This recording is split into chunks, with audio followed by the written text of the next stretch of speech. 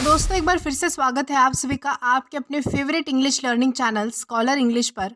मेरा नाम है दीपिका कुमावत और मैं इस चैनल पर वेरियस कॉम्पिटिटिव एग्जाम्स के लिए इंग्लिश सब्जेक्ट टीच करती हूँ। तो दोस्तों आज के इस वीडियो में हम डिस्कस करने जा रहे हैं द हिंदू एडिटोरियल का वोकैब एनालिसिस। आशा करती हूँ कि आप इन सेशंस के साथ रेगुलरली जुड़ रहे हैं और इनका बेनिफिट भी उठा रहे हैं। इन सेशंस का मकसद है आपकी वोकैब पावर को और ज़्यादा इन्हांस करना। और ये जो वोकैब सेशंस है ये बैंक, एसएससी, रेलवे, यूपीएससी या फिर किसी भी कॉम्पिटिटिव एग्जाम के लिए इक्वली बहुत ही ज़्यादा इंपॉर्टेंट है। तो चलिए और ज़्यादा देर ना करते हुए बढ़ते हैं हमारे वोकैब शो की तरफ और जानेंगे कि आज का हमारा सबसे पहला वर्ड कौन सा है। तो आज का हमारा सबसे पहला वर्ड है फेटेलिटी। फेटेलिटी का मतलब होता है मृत्यु। किसी दुर्घटना, युद्ध या फिर बीमारी में मृत्यु हो जाना या फिर मृत्यु का दर बढ़ना, उसे हम कहेंगे फेटेलिटी। ये हमारे पास पार्ट्स ऑफ स्पीच में नाउन है।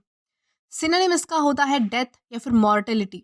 डेथ का मतलब होता है मृत्यु और मॉर्टेलिटी का मतलब होता है मृत्यु की संख्या या फिर उसका दर। अब एग्जाम्पल की मदद से समझते हैं। एग्जाम्पल इसका है the train crash resulted in multiple fatalities, यानी कि ट्रेन क्रैश की वजह से बहुत सारे लोगों की मृत्यु हो गई, मृत्यु दर में बढ़ाव आ गया। इस कॉन्टेक्स्ट में हम जो है वो फेटेलिटी इस वर्ड का अलग अलग सेंटेंसेस में यूज़ कर पाएंगे। देन इसी के साथ हम आगे चलेंगे हमारे नेक्स्ट वर्ड की तरफ और जानेंगे कि हमारा नेक्स्ट वर्ड कौन सा होता है। तो हमारा अगला वर्ड है नेग्लिजेंस। नेग्लिजेंस का मतलब होता है लापरवाही, किसी चीज़ पर प्रॉपरली ध्यान न देना, उसे हम कहेंगे नेग्लिजेंस। ये हमारे पास पार्ट्स ऑफ स्पीच में नाउन है। सिनोनिम इसका होता है केयरलेसनेस, यानी कि लापरवाही बरतना। एग्जाम्पल इसका है the accident occurs due to driver's negligence, यानी कि ड्राइवर की लापरवाही की वजह से एक्सीडेंट हो गया। इस कॉन्टेक्स्ट में हम जो है वो नेग्लिजेंस इस वर्ड का अलग अलग सेंटेंसेस में यूज़ कर पाएंगे। देन इसी के साथ हम आगे चलेंगे हमारे नेक्स्ट वर्ड की तरफ और जानेंगे कि हमारा नेक्स्ट वर्ड कौन सा है। तो हमारा अगला वर्ड है स्क्रैप। स्क्रैप का मतलब होता है नष्ट करना किसी चीज़ को। ये हमारे पास पार्ट्स ऑफ स्पीच में वर्ब है, यानी कि क्रिया है। सिनोनिम इसका होता है डिस्ट्रॉय, यानी कि बर्बाद कर देना, नष्ट कर देना।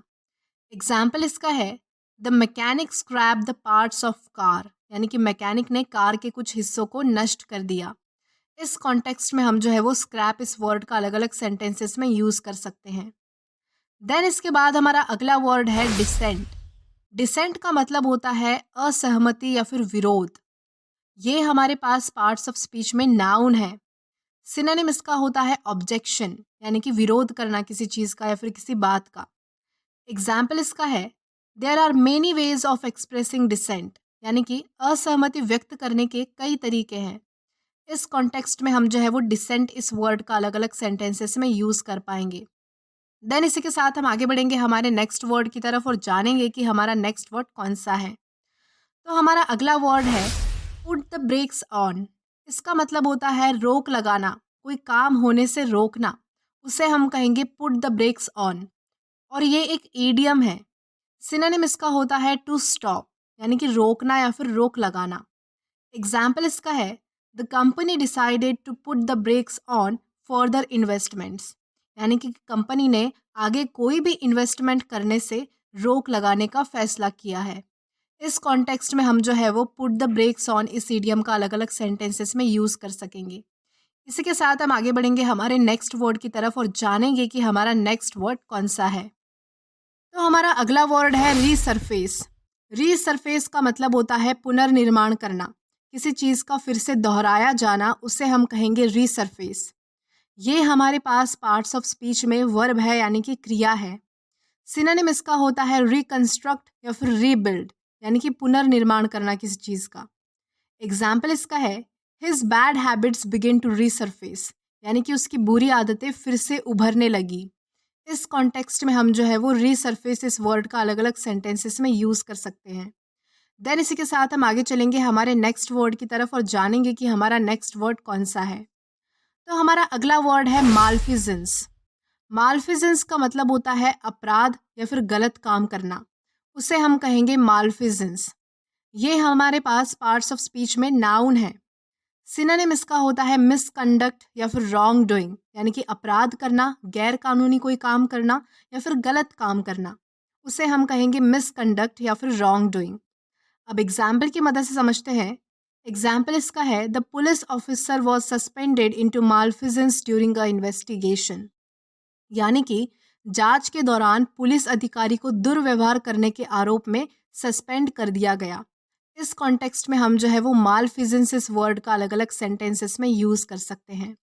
देन इसी के साथ हम आगे बढ़ेंगे हमारे नेक्स्ट वर्ड की तरफ। देन हमारा अगला वर्ड है चरीनेस। चरीनेस का मतलब होता है सावधानी, कोई काम सावधानी से करना, सावधानी बरतना, उसे हम कहेंगे चरीनेस। ये हमारे पास पार्ट्स ऑफ स्पीच में नाउन है। सिनोनिम इसका होता है कॉशियस या फिर केयरफुल, यानी कि सावधानी बरतना। एग्जाम्पल इसका है, she was doing her work with great chariness, यानी कि वो अपना काम बहुत ही सावधानी से कर रही थी। इस कॉन्टेक्स्ट में हम जो है वो चरीनेस इस वर्ड का अलग अलग सेंटेंसेस में यूज़ कर सकते हैं। देन इसी के साथ हम आगे चलेंगे हमारे नेक्स्ट वर्ड की तरफ और जानेंगे कि हमारा नेक्स्ट वर्ड कौन सा है। तो हमारा अगला वर्ड है अस्वेज। अस्वेज का मतलब होता है कम करना, किसी चीज़ के प्रभाव का कम हो जाना, उसे हम कहेंगे अस्वेज। ये हमारे पास पार्ट्स ऑफ स्पीच में वर्ब है, यानी कि क्रिया है। सिनोनिम इसका होता है ईज या फिर एलिवेट, यानी कि कम करना। एग्जाम्पल इसका है, Reema's apology did little to assuage her brother's anger, यानी कि रीमा की माफ़ी से उसके भाई का गुस्सा कम नहीं हुआ। इस कॉन्टेक्स्ट में हम जो है वो अस्वेज इस वर्ड का अलग अलग सेंटेंसेस में यूज़ कर सकते हैं।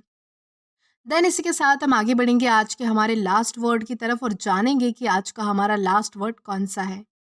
तो आज का हमारा लास्ट वर्ड है ब्लैंड। ब्लैंड का मतलब होता है उबाऊ या फिर बोरिंग, जो अनइंटरेस्टिंग हो, जिसमें हमें कोई इंटरेस्ट ना आए, उसे हम कहेंगे ब्लैंड। ये पार्ट्स ऑफ स्पीच में एडवर्ब है। सिनोनिम इसका होता है अनइंटरेस्टिंग। और एग्जाम्पल इसका है, the comedian's jokes was bland, यानी कि कॉमेडियन के जोक जो थे वो बहुत ही ज़्यादा बोरिंग थे। इस कॉन्टेक्स्ट में हम जो है वो ब्लैंड इस वर्ड का अलग अलग सेंटेंसेस में यूज़ कर सकते हैं। तो दोस्तों आज के लिए बस इतना ही। अगर आपको वीडियो पसंद आया हो तो do like this video, subscribe the channel and share as much as you can. Till then keep learning. Thank you.